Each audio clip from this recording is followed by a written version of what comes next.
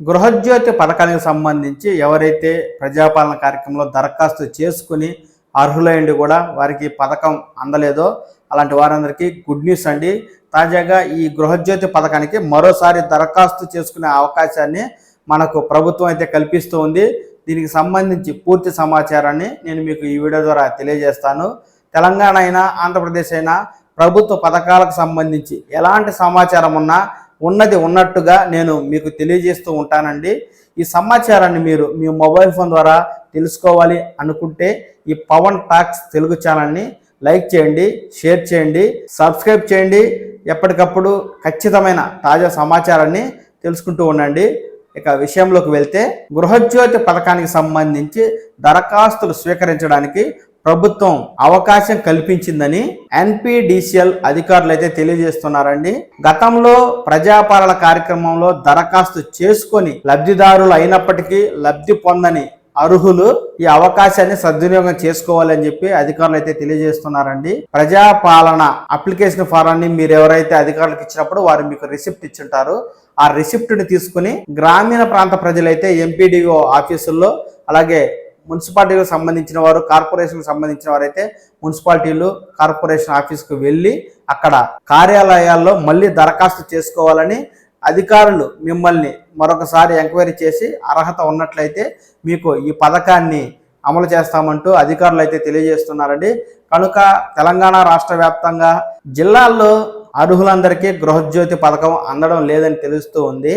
అర్హత ఉండి 200 యూనిట్ల ఉచిత విద్యుత్ పథకానికి దరఖాస్తు చేసుకున్నప్పటికీ దరఖాస్తులో చిన్న చిన్న పొరపాట్లను సాకుగా చూపిస్తూ అధికారులైతే ఈ గృహజ్యోతి పథకానికి వేలాది మందిని అనర్హులను అయితే చేయడం జరిగింది. అయితే మొదట్లో ప్రభుత్వం రేషన్ కార్డు ఆధారంగా ఈ గృహజ్యోతి పథకానికి దరఖాస్తు చేసుకోవాలి అని చెప్పడంతో వేలాది మంది పేద మధ్యతరగతి ప్రజలు దరఖాస్తులు చేసుకోవడం అయితే జరిగింది. అయితే ఇక్కడ గ్రామీణ ప్రాంతాల నుంచి పట్టణ ప్రాంతాలకు పనుల నిమిత్తం వలస వచ్చి అద్దెకుంటున్నటువంటి వారు ఈ అప్లికేషన్ ఫారంలో ఏ కరెంటు మీటర్ ఇవ్వాలో తెలియక వారు రేషన్ కార్డు ఇస్తున్నాం, ఆ రేషన్ కార్డు ఊర్లో ఉంది కాబట్టి ఊర్లో కరెంటు మీటరే ఇవ్వాలేమోనని అప్లికేషన్లో ఊర్లో కరెంటు మీటరే ఇవ్వడం జరిగింది.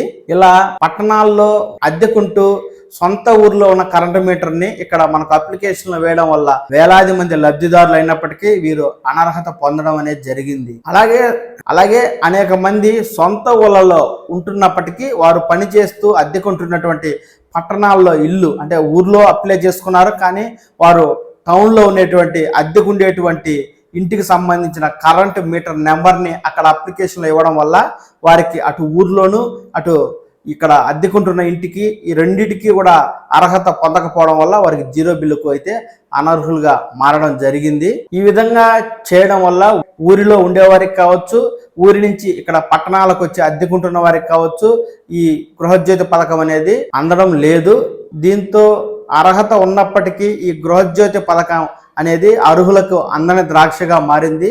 ఈ నేపథ్యంలో ప్రభుత్వం ఎవరైతే అర్హత ఉండి అనర్హులుగా కాబట్టారో అలాంటి వారికి మరో అవకాశం ఇస్తూ నిర్ణయం తీసుకోవడం జరిగింది. ఈ మేరకు ప్రజాపాలన అప్లికేషన్ ఫారంగా మీరు ఎంపీడీఓ, మున్సిపల్ ఆఫీసులకు వెళ్ళి అక్కడ అధికారులను కలిసి ప్రజాపాలన సేవా కేంద్రం అని ఉంటుంది, అందులో కనుక మీరు చూపించినట్లయితే మీ యొక్క అప్లికేషన్ని మరొకసారి సరి చేసుకునేదానికి అవకాశం ఉంటుంది.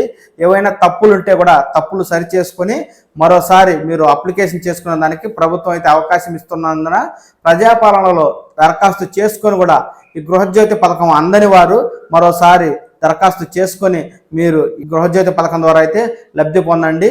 ఎప్పటికప్పుడు తెలంగాణకు సంబంధించిన ప్రభుత్వ పథకాల సమాచారాన్ని నేను మీకు తెలియజేస్తూ ఉంటాను. కనుక మీరు ఈ ఛానల్ ద్వారా ఎప్పటికప్పుడు తాజా సమాచారాన్ని తెలుసుకోవాలి అనుకుంటే కనుక ఈ పవన్ టాక్స్ తెలుగు ఛానల్ని లైక్ చేయండి, సబ్స్క్రైబ్ చేయండి. ఎప్పటికప్పుడు తాజా సమాచారాన్ని తెలుసుకుంటూ ఉండండి.